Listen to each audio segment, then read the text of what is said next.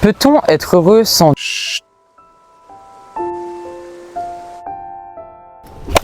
Aujourd'hui, vous allez jouer à un jeu, puisque durant cette vidéo, votre but va être de trouver la fin du titre. Peut-on être heureux sans... Ah oui, c'est vrai, c'est à vous de le trouver. J'ai d'abord voulu savoir ce que c'était le bonheur. Pour ça, pas besoin de grand chose. J'ai pris un dictionnaire, page 224, ou encore un moteur de recherche. Mais j'étais pas content du résultat. C'était beaucoup trop vague. J'ai donc envoyé un message à 10 personnes de mon entourage que j'ai séparées en 2 groupes. 5 d'entre elles ont tous le point commun que vous devez deviner. Et les 5 autres, au contraire, soit l'ont moins, soit ne l'ont pas du tout. Ah, regardons les résultats ensemble. Et je vous propose, pour commencer, d'examiner le sondage de ceux qui n'ont pas le point commun. Ok Google, allume la télé. Il n'y a pas de télévision à proximité. Oh, faut tout faire ici là. Hop. On peut remarquer premièrement que très peu de personnes ont mis l'argent dans leur classement. Et ce résultat reflète parfaitement celui de la société française qui pense à 62% que l'argent ne fait pas le bonheur selon un sondage de l'IFOP. Selon une étude réalisée par l'université de Gand, nous constatons que l'argent peut participer au bonheur jusqu'à un certain stade. En effet, les personnes gagnant 5 000 € par mois sont en général moins heureux que les personnes qui en gagnent seulement 3 500. Mais je vais à présent vous raconter une histoire qui s'est passée il y a quelques années. Il s'agit d'un Suisse qui, du jour au lendemain, devient multimillionnaire. Étant très riche, il arrête de travailler. Il achète une nouvelle maison, perd ses relations sociales et tombe en dépression. Il n'arrive pas à donner un sens à sa vie. Mais pourquoi alors? On pourrait penser que comme il est riche, il est forcément heureux. Eh bien, pas du tout. Tout simplement parce qu'il a réalisé qu'en fait, il n'était rien du tout. D'un point de vue spatial, qu'est-ce qu'il est? Il n'est même pas un mini-point à l'échelle de la Terre. Alors qu'est-ce qu'il est à l'échelle de l'univers? Il est invisible. Mais également d'un point de vue temporel. Il va vivre quoi? 100 ans sur des milliards d'années et tombera dans l'oubli.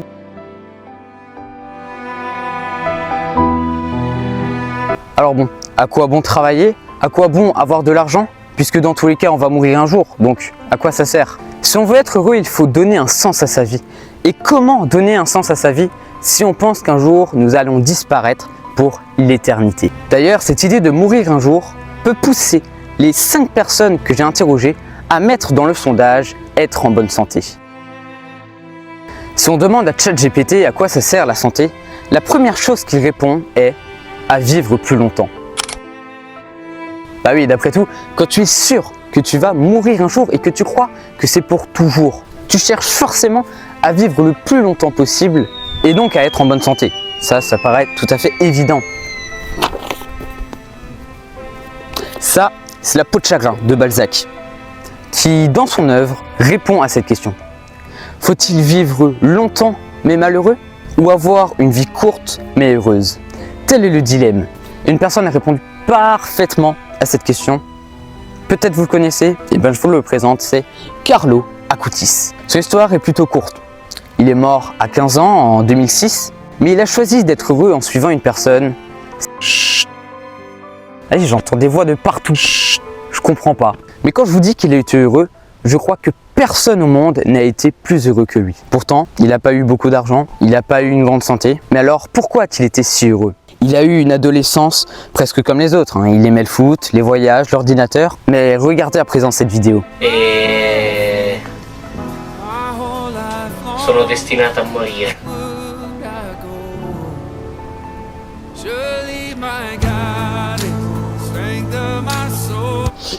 Ouais, ça c'était mon état quand j'ai vu cette vidéo. Carlo Acutis, il était content de mourir. Il applaudit. Et bon, je sais pas comment il avait fait, mais il avait raison. Il va bien mourir quelques jours plus tard à l'hôpital d'une leucémie foudroyante de type 3. Le personnel médical, il a carrément été impressionné par sa bonne humeur alors qu'il était en phase terminale. Mais alors, pourquoi, à votre avis, il n'a pas eu peur de la mort? Peut-être parce qu'il savait qu'il y avait quelque chose après la mort? Oui, lui c'est ce qu'il croyait. Et en tout cas, ça l'a rendu complètement heureux. Dans le sondage, tout le monde a parlé, soit de la famille, soit des amis, soit les deux. Ce que ça veut dire, c'est que pour être heureux, on a besoin de ce sentiment d'appartenance, on a besoin de se sentir aimé. Reprenons une histoire qui, comme les deux autres, s'est réellement passée un jour. L'histoire d'un homme que l'on va appeler pour cette vidéo Lucas. Notre Lucas, il connaît une adolescence compliquée. Ses parents divorcent, sa mère le quitte et son père avait des problèmes d'alcool et donc il n'a pas pu forcément le garder. Il se renferme sur lui et tombe rapidement dans l'addiction de la cigarette et de l'alcool et pense un jour au suicide. C'est pourquoi il décide de se coucher sur les rails du métro. Mais un copain qu'il connaissait bien et qui passait par là à ce moment-là le tira des rails juste avant que le métro ne passe. Par la suite, dans le cadre d'un petit job, il va rencontrer Georges qui va lui parler de chut. Lucas est touché et décide de donner sa vie à chut. Et depuis ce jour, il ne s'est plus jamais senti seul car chut est amour. D'ailleurs, parmi les 5 autres personnes que nous avons interrogées dans notre sondage, presque tous ont mis chut en première position. Bien que la famille, les amis et les passions de chacun restent très importantes et c'est tout à fait normal. Alors, pourquoi les rend si heureux? C'est la question que je leur ai posée et je vous propose de regarder le résultat. Parce qu'il m'accompagne à chaque instant. Il me donne la joie et l'espérance. Il me comble de son amour. Parce que lui seul peut pleinement me combler d'un amour sur lequel je peux toujours m'appuyer et ce pour l'éternité. Parce qu'il est le roc sur lequel je peux m'appuyer, l'altérité vers laquelle je peux me tourner en toute situation. Parce qu'il est mon souffle de vie, mon guide, mon sauveur. Sans lui, je ne suis rien. Alors, avez-vous réussi à terminer la fin du titre? Peut-on être heureux sans Jésus? Vous l'aviez vu venir? Je crois pas du tout. Parce que oui, il est tout à fait heureux d'être heureux sans Dieu. Mais ce bonheur sera limité.